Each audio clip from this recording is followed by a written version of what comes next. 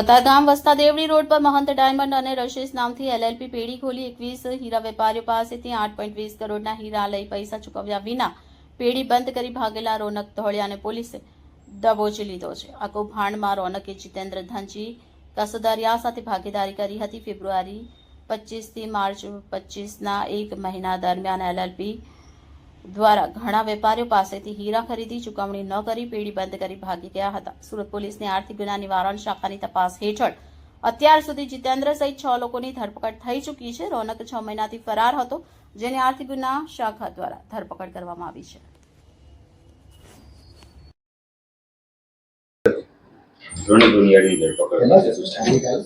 સુરત શહેર ગુજરાતનું એક આર્થિક હબ છે અને ખાસ કરીને ડાયમંડ બિઝનેસમાં સુરત શહેર સમગ્ર વર્લ્ડમાં પ્રખ્યાત છે। સુરત શહેરના અલગ અલગ 20થી વધુ હીરાના વેપારીઓ સાથે ચીટિંગ કરીને ભાગી ગયેલા આરોપીઓ બાબતે તપાસ ચાલુ હતી।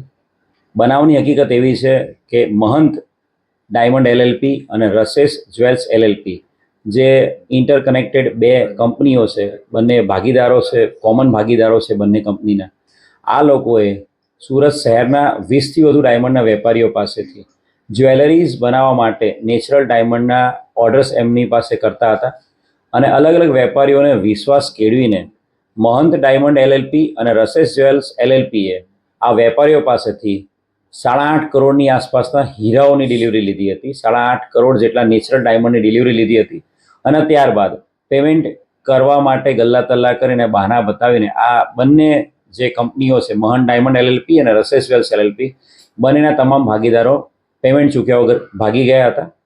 બનાવની હકીકત ધ્યાને રાખીને પોલીસ કમિશનર શ્રી ગેહલોત સાહેબ અને joint commissioner crime branch Raghavendra વત્સના માર્ગદર્શન હેઠળ તાત્કાલિક મે 2025 12મી મે 2025ના રોજ કલમ 316(5) કલમ 61(3)(5) મુજબ ગુનો દાખલ કરવામાં આવ્યો હતો। આ ગુનામાં અત્યાર સુધી 6 આરોપીની ધરપકડ કરી લેવામાં આવી છે અને મહંત ડાયમંડ એલએલપી અને રશેશ જ્વેલ્સ એલએલપીનો જે મુખ્ય ભાગીદાર રોનક ધોળિયા, આ વ્યક્તિ ઘણા લાંબા સમયથી છેલ્લા 6 મહિનાથી નાસ્તો ફરતો હતો અને સુરત શહેર ખાતે આ આરોપી સંતાયેલો હોવાની હકીકતના આધારે આ આરોપીને ગઈકાલે એની ધરપકડ કરવામાં આવી છે।